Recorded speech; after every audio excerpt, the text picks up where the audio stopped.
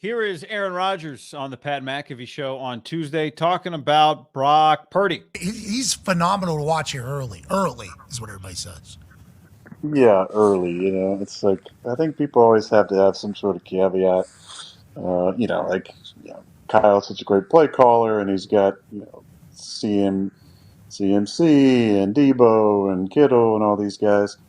At some point, I think some of that's going to die down. They're going to realize that Brock's a pretty damn good player, and it's hard to play in this league. And I think you saw a couple guys. I mean, Justin had an amazing stretch there where I think he had one incompletion of his first 23 or 24, and it was a Hail Mary incompletion. Somebody said, and I can't believe they end up losing that game. But I was happy for him to go out and ball like that.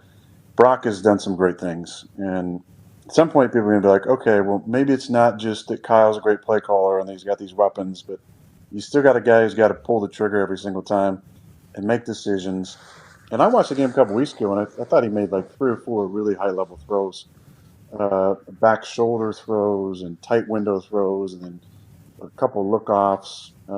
So I got nothing but praise for Brock and respect for the way he's played. Yeah, a couple of weeks ago would have been the national TV Thursday night game against the Giants, so he was locked in on that game. I think what's interesting is when he says he made a handful of really high level throws, 2 or 3 or 4 high level throws, and it brings GFF back to life. Guy Football Focus, my grading system from training camp, because one of the things I learned when I was doing the grading had nothing to do with my grading. I was talking to other quarterbacks and I was looking back at what PFF does. And what we saw was that the average for the elite quarterbacks last year in the NFL, big time throws, BTT as PFF grades them. And, Aaron, I would guess, and as I graded, looked at them, I think, differently probably than PFF grades big time throws. But since they have a big database, we'll use it. Last year, Josh Allen led the NFL in PFF's big time throw grades. These are like 1.5 graded plus throws. And he averaged 3 a game, 2.8 actually per game. That was number one. That was almost one full big time throw per game more than Patrick Mahomes averaged. He was at 1.9 big time throws per game.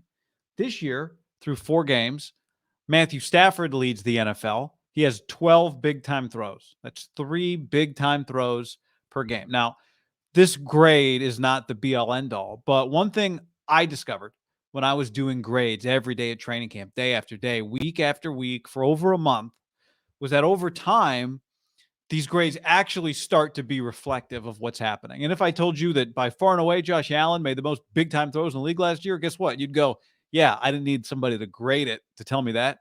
My eyes tell me that. So when Aaron Rodgers watches, and like I said, I bet Aaron looks at it differently because he's seeing different things than, you, me, or your average grader might see. But when he says, yeah, I saw like 3 high level throws, that's all it takes. I think so much of the position, it turns out, is doing the right thing on time or early when somebody else would do the wrong thing. The analogy I used a while ago, so I'm not going to run through it again, but if you're a baseball player, Buster Posey, the example, the pitch that other people strike out on, you hit a single. That doesn't show up as a big time throw, right? The equivalent in football. But that's what he does. And then on top of that, Aaron's saying, people got to stop saying, yeah, but everybody else sometime soon, because the guy also does extraordinary things. And I think that at least has been clear from the beginning that he is not just Kyle Shanahan's robot.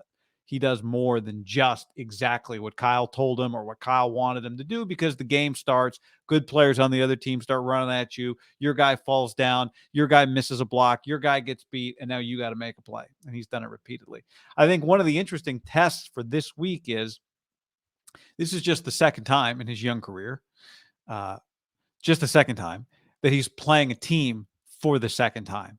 The only time he's played a team twice, the Seattle Seahawks. That's it. Last year in the regular season, and then last year in the playoffs. Last year in the regular season, he was 17 of 26 for 217, 2 touchdowns, no picks. Niners won the game by 8 points. In the playoffs, he was 18 of 30, a little worse than the completion percentage, but 332 yards, 3 touchdowns, no picks, and the Niners won the game by 18 points. So now he's got the Cowboys, second time around. Last year against Dallas in the postseason, 19-29, 214, no touchdowns, no picks, 7-point win. Remember what a few weeks ago Michael Parsons said. He said he was impressed with Brock that day, despite the fact that they only scored 19 points and he threw for 214. So I think that's part of what to watch for this week is not just the big throws, the high-level throws that Aaron's talking about, but second time through. Most young quarterbacks, the more they play, just like most hitters, the more they hit, or most pitchers, the more they pitch, get exposed, not better. Maybe you improve, but eventually a hot streak can only last so long. For Brock, it seems like he is getting better as they are throwing more things at him. So the Cowboys are going to throw some things at him, stuff they learned from last year, stuff Trey Lance is telling him to do, and this week's going to tell a lot.